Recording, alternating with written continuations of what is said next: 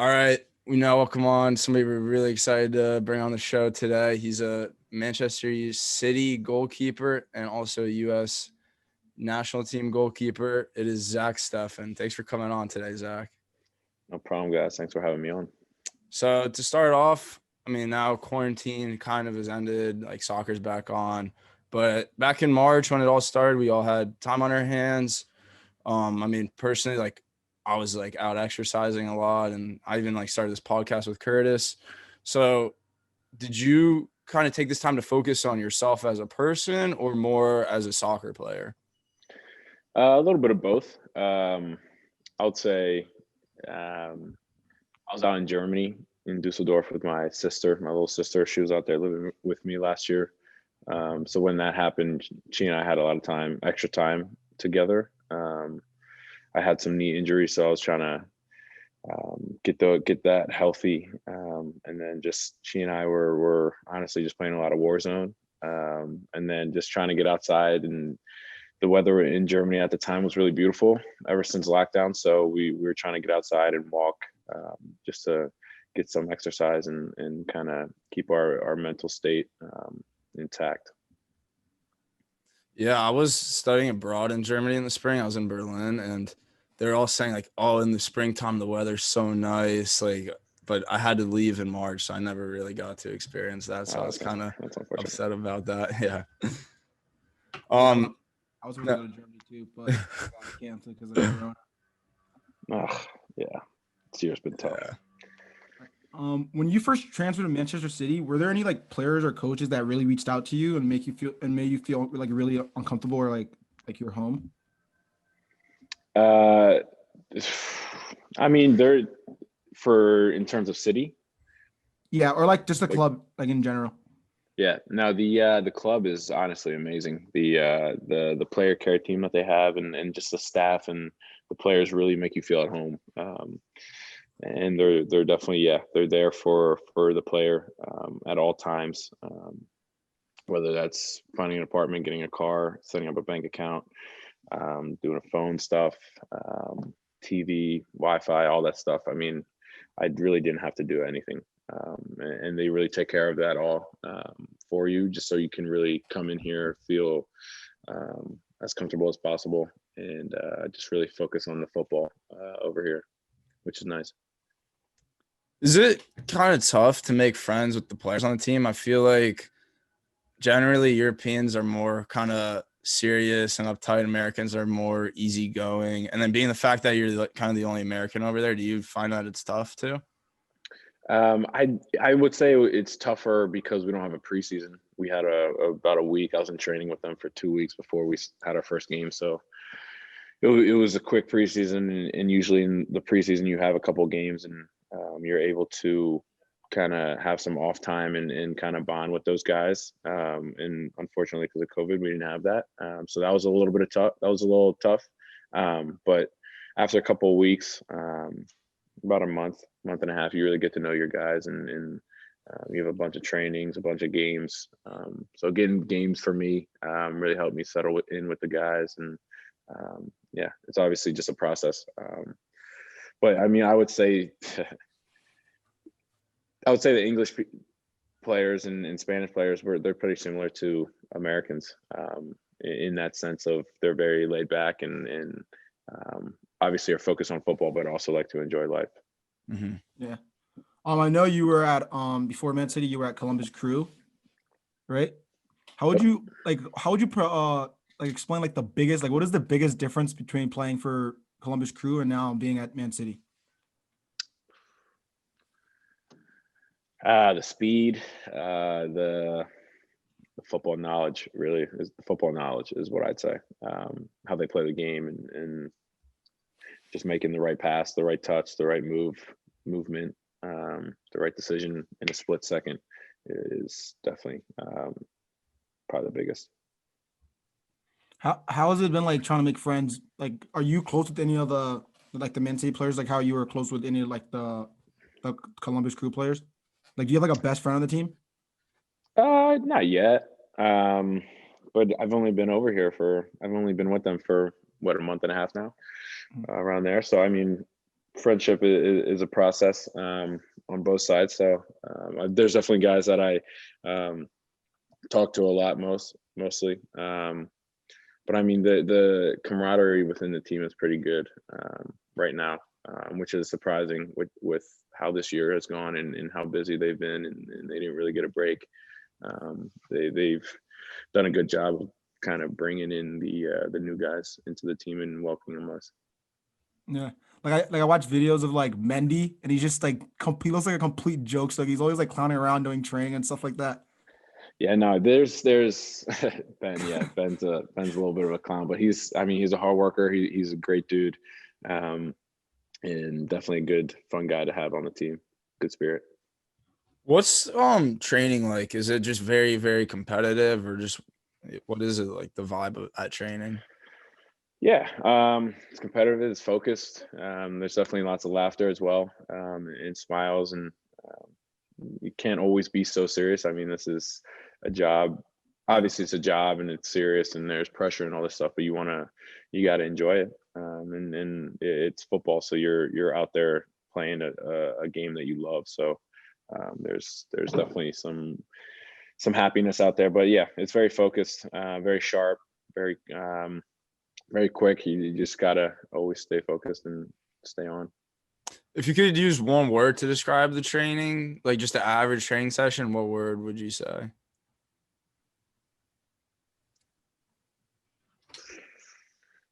Clinical, I'd say. Yeah.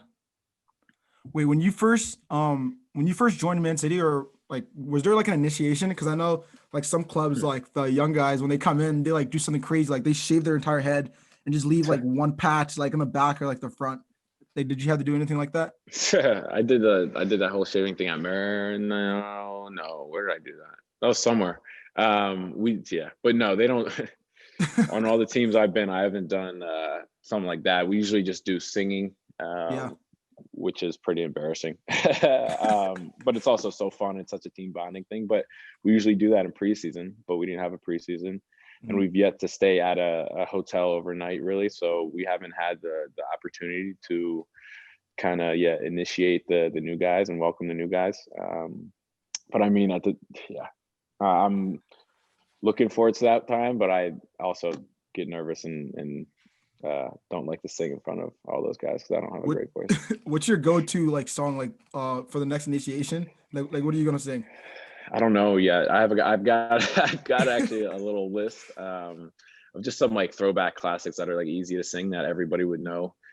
So hopefully they'll kind of chime in and help me out. But I don't really have a go-to. I kind of switch it up and kind of have learned from my mistakes of choosing a hard, really good like artist who has a good voice. Yeah, like a Whitney Houston type of thing. Yeah, dude. Alfonso Davies didn't he do a Whitney Houston song for his? Yeah.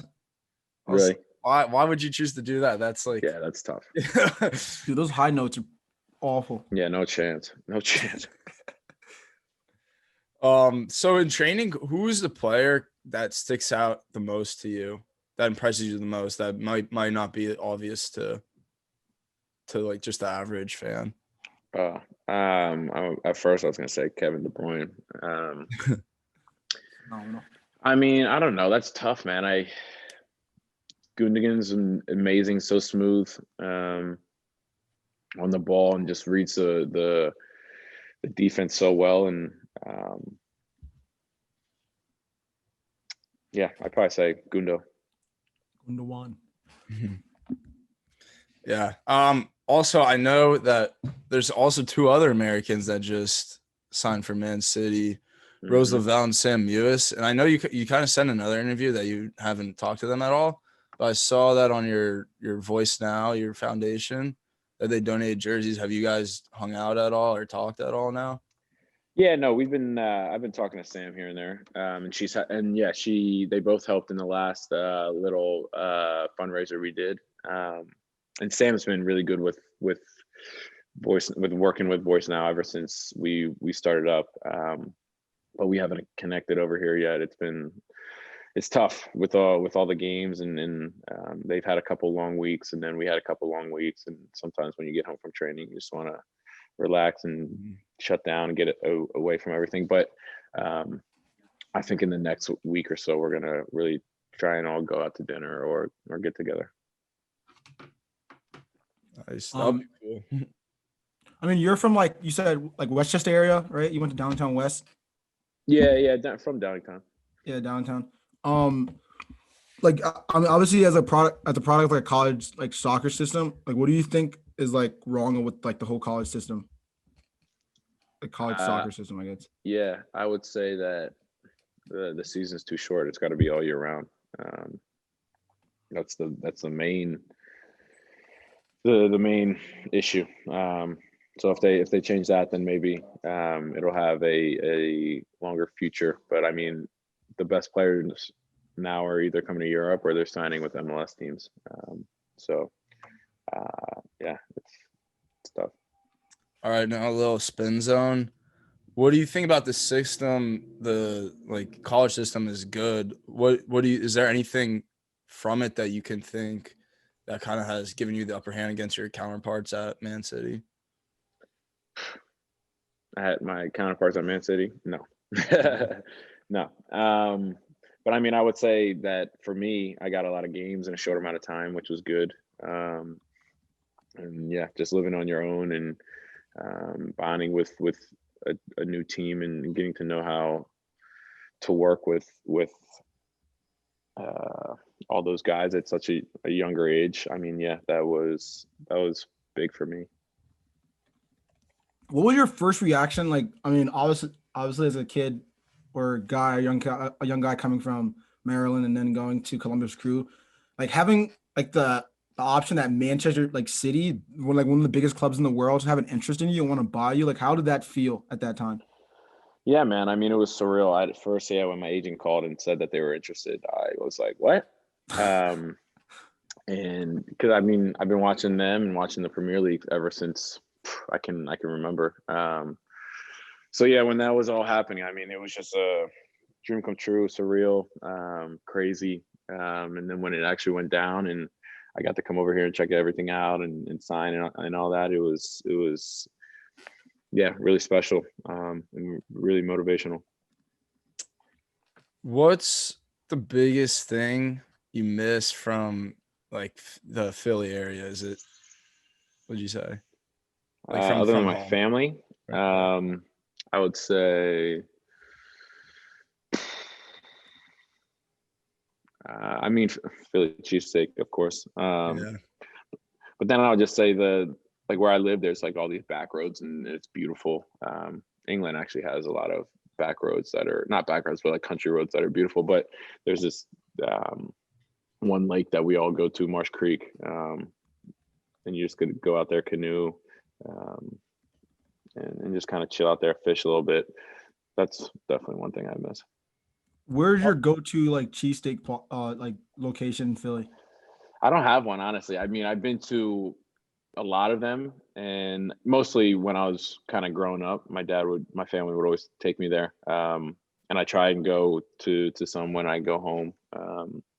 But I don't really have a go-to. I think everyone I've had is really good. I'm not that picky. Yeah, same. Because I know there's like the two big locations that are like facing each other. Mm-hmm. Is it Geno's and what's Pat's and Geno's. Pat's and Geno's? Yeah. I don't discriminate. I like them all. Wait, so do you ever kind of have to explain to the guys on Man City, or has it come up about like what a cheesesteak is and why do they ever ask why the Philly ones are so good? No, they haven't asked that yet, but I mean, they're all pretty international and most of them have been to America, maybe not all Philly. So they kind of know what a cheesesteak is. But I'm not, I mean, I don't even know if I know why they're so good in Philly. Yeah, I don't. I just know that they're good. Because I'm out here, like I said, I'm out here in California, and these guys, the guys out here, they don't. There's a cheesesteak place like down the road from me, and they think it's the best thing ever, and it's not up to the standards. No, yeah, I don't know. Yeah, it's something though. Also, another Philly question. I mean, because we're kind of from the same area. Another word, like a slang word, a lot of people use is John. John. Yeah, I remember that in high school a lot. Yeah, my friends use that all the time. Yeah, that was big in high school. And it's funny. I mean, how is it like? How is the experience of playing under Pep? Like, he's literally one of like the greatest coaches like ever to ever coach and to ever play the game. How was like the experience with him?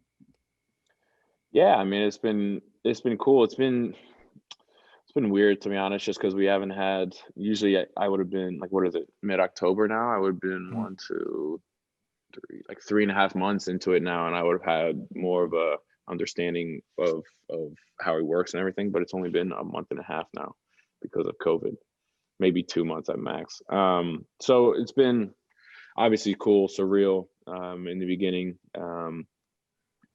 A little nerve wracking in the beginning, but I mean, he's great. He's very passionate and just so detailed, and he's very passionate about his players. He pushes us in the right way and manages well.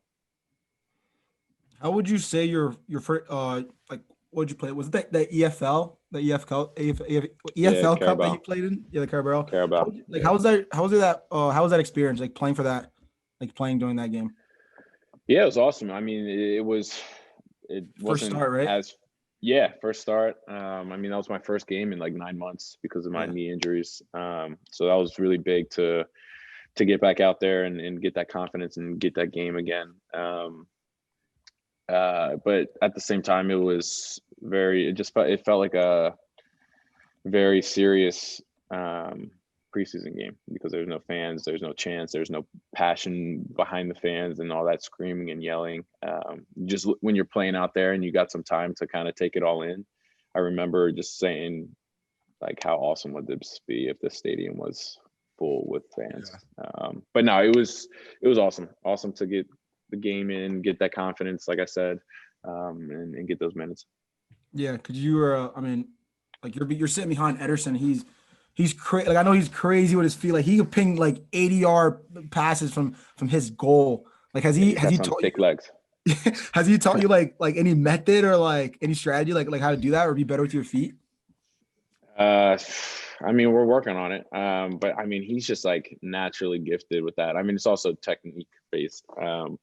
So we're working on it. But yeah, that guy is crazy. Goes 2 steps and hits it 3/4 of Yeah, the field. It's unbelievable. It's a little cheat code.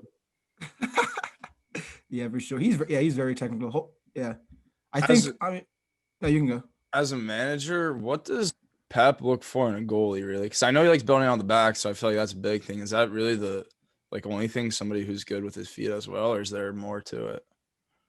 Well, I mean, yeah, for sure, for sure, you definitely got to be Well, yeah. like another outfielder. But then you also have to save the shots. You got to just kind of be a leader back there, commanding your box and all that stuff. I mean, there's so many things that go into goalkeeping.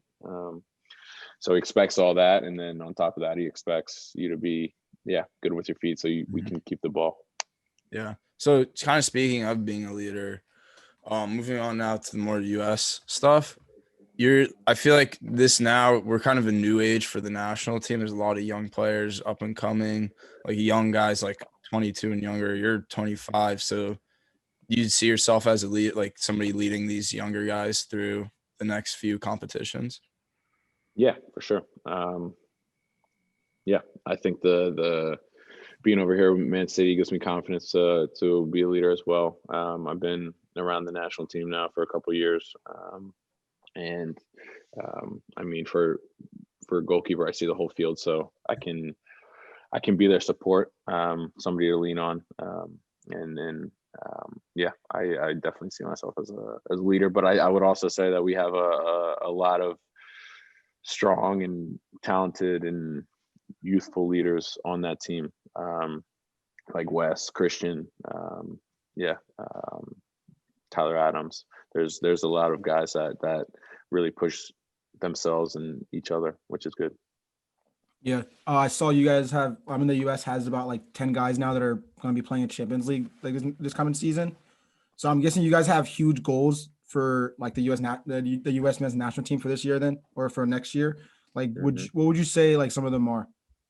Yeah, I mean, number one is qualify for the World Cup. So do that.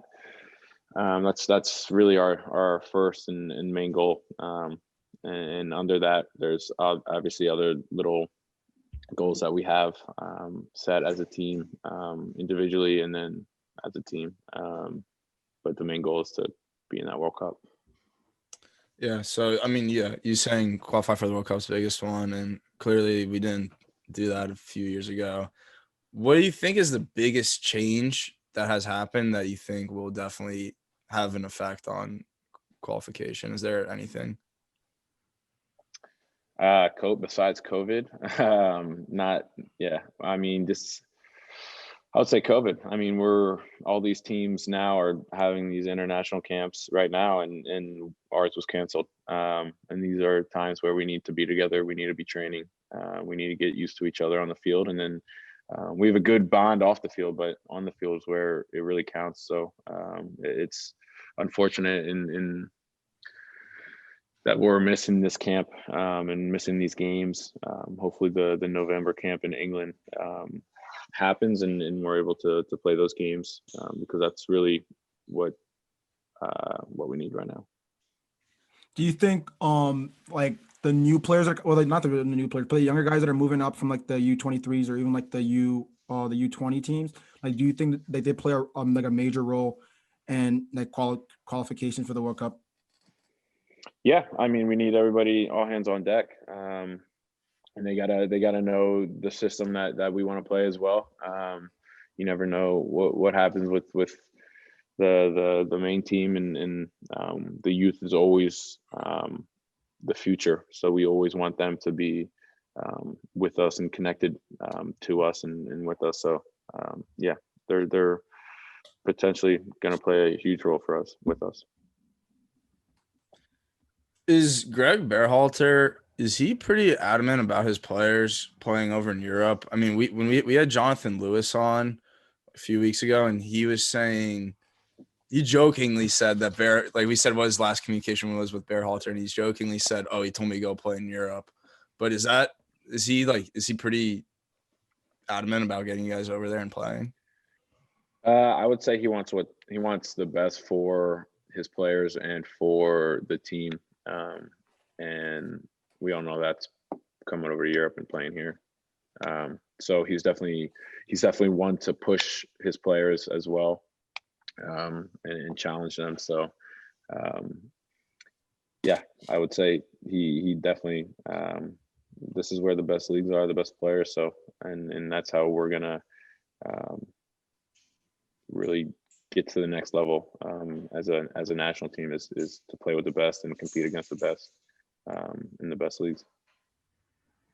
Yeah. I actually, before this interview, I was reading. I didn't even know this, but he was your coach at Columbus Crew, Mm-hmm. and then you played for him you played under him for the national team. How was like your relationship, and how has it like gotten better or like changed? Like, what's the difference between Berhalter at Columbus Crew and Berhalter at USMNT national team? It's pretty similar. I mean, the only difference really is that I saw him every day with the Crew for 2.5 years. Something like that. Maybe 3 years. I don't know, 2.5. Yeah, and then with the national team, it's maybe 3 months a year if we're lucky. So I would just say that, yeah, that time he and I have a great relationship, which is nice. He's very he looks to have good relationships with his players, and wants them to feel comfortable and yeah, no, I'd say he's a good guy and good coach in that way. That's good to have, like somebody to look up to like that.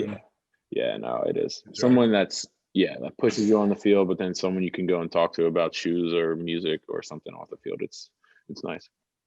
Yeah. Do you look up to him a lot then? Yeah, I mean, he was a big reason why I was so successful in Columbus. So yeah, I definitely have a lot of respect for him. All right, so I'm gonna give you a little hypothetical situation here. Sounds fun. So you're in training for, it's like the national team camp, and you get to pick 5 players to play like 5-a-side with, what 5 players are you gonna pick? This could be anybody you've played with on the national team. Christian, Wes. I'm trying to think who else is going to score goals. Probably Josie Altidore. Who's gonna defend them though? I know. I'd say Aaron Long because he's just a shutdown defender. Yeah. Is that 4? That's 4, yeah. And then, so is it 5 and a goalie? Yeah, 5 including yourself. 5, yeah, 5 and then yourself. Okay. And then I put Serginho. Big ball, Serginho. Mm-hmm. That's dope. That's dope. Yeah. All right. Yeah, that's cool. Does that have do you guys play a lot of small sided at your camps? Oh yeah. Just a lot of action, a lot of helps with moving off the ball, a lot of shots. Yeah, we definitely usually end the practices in small games, or at least play a little bit, and then we'll go maybe bigger. We'll open it up a little bit. But yeah, no, we play a lot of small sides there. We play a lot of small sides with the city, which is fun. Do you prefer playing small sided or a bigger 8v8 or even 11v11? I mean, small side's more fun. Yeah. I mean, you guys know it's just a lot more action and it's quick and it's fun. But I mean, I would say 8v8 and is just more realistic. But small side is the best. Yeah, I feel like 8v8's has good middle ground where it's small but not big, and it's there's a lot of action and yeah, right in the middle. Yeah. All right, so moving on now to VOYCENOW, that's your name on Zoom.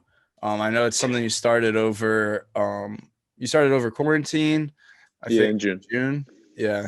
So what can you kind of explain what that is to our listeners that might not know about it? Yeah, so just after the George Floyd video came out,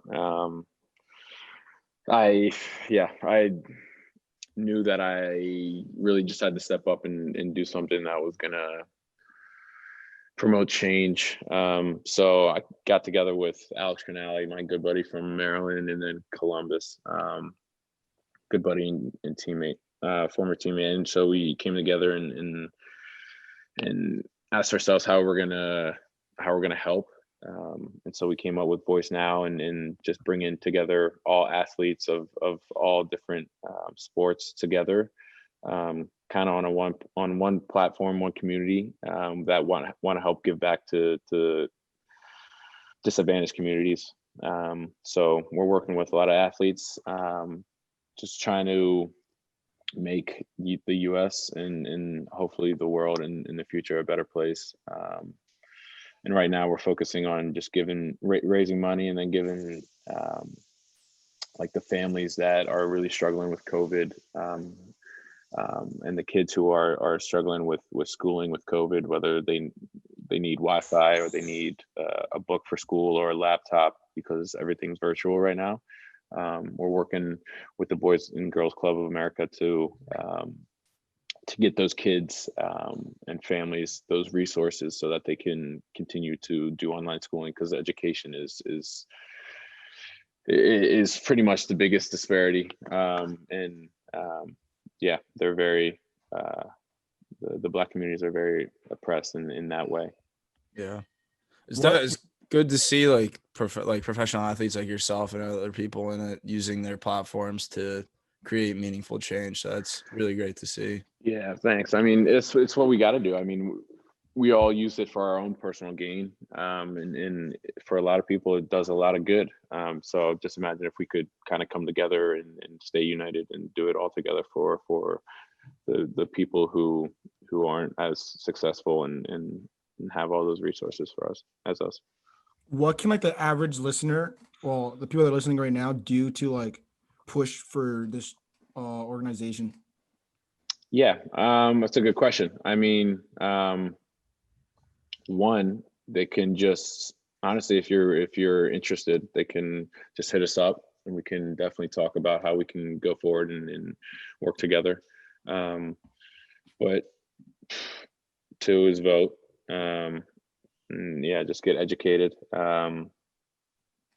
But I would say hit us up, and we can come together Instagram? and on Instagram, on Instagram or my Instagram, whatever works. We're willing to get more help and more support always. What's your guys' handle? Is it just at Voice Now, or? I think it's at Voice Now. I think it's just, let me see real quick. I think it's Voice Now Foundation. Yeah, just at Voice Now. All right. Why? Like that. All right, so now we'll move on to our last portion with some fan questions. We had some good ones from Reddit and Instagram. So first one, Instagram from CTAC8. If you had to be stuck on an island with any two City players, who would they be and why? Oh, that's a good question. I would say, probably Ben Mendy for the entertainment. Yes. And I might put I'm trying to get somebody who would be good at fishing, or John Stones for fishing and catching the food. All right. This is another Instagram question from the real Harry Austin. What goalkeeper did you look up to the most while growing up? I'd say Tim Howard. He was my real big idol, and just playing over here in the Premier League and being American and being similar to me, or maybe being similar to him, just being athletic and a good shot stopper and passionate. So definitely Tim. All right, now these are from Reddit. This one's just a silent screech 42. What advice do you have for a high school goalie?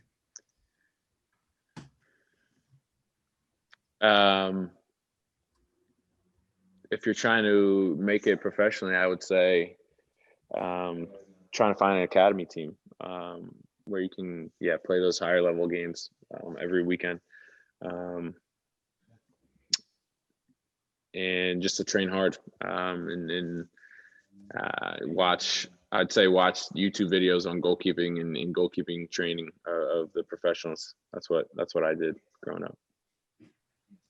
All right, this one is from Zach Wagon 699. He says, "Who's your celebrity crush?" And he says, "Put it out there, Zach. We can make it happen." Ooh. Oh man, that's a good question, man. I haven't thought about that in a while. I mean, there's just so many.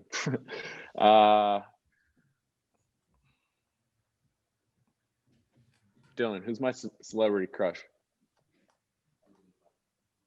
That's yours. I don't know, man. That's a tough one. There's just so many, huh? It's Haley Bieber now. You're saying all yours, bro. I don't know, man. Who I follow? Like a Rihanna type, or like a Rihanna. I'm gonna say Rihanna. That's a good one. Yeah, I love her. Yeah, I love her. I'm actually in love with her. Gorgeous. And she's mad cool too. I'm in love with her. Last one. I don't know the name because it's not on there, but he says, "What do you call the sport you play? Is it soccer or football?" Over here, I call it football, and then I gotta call it soccer in America because that's what people know it as. But yeah, over here I call it football, so I don't sound like an idiot. Yeah.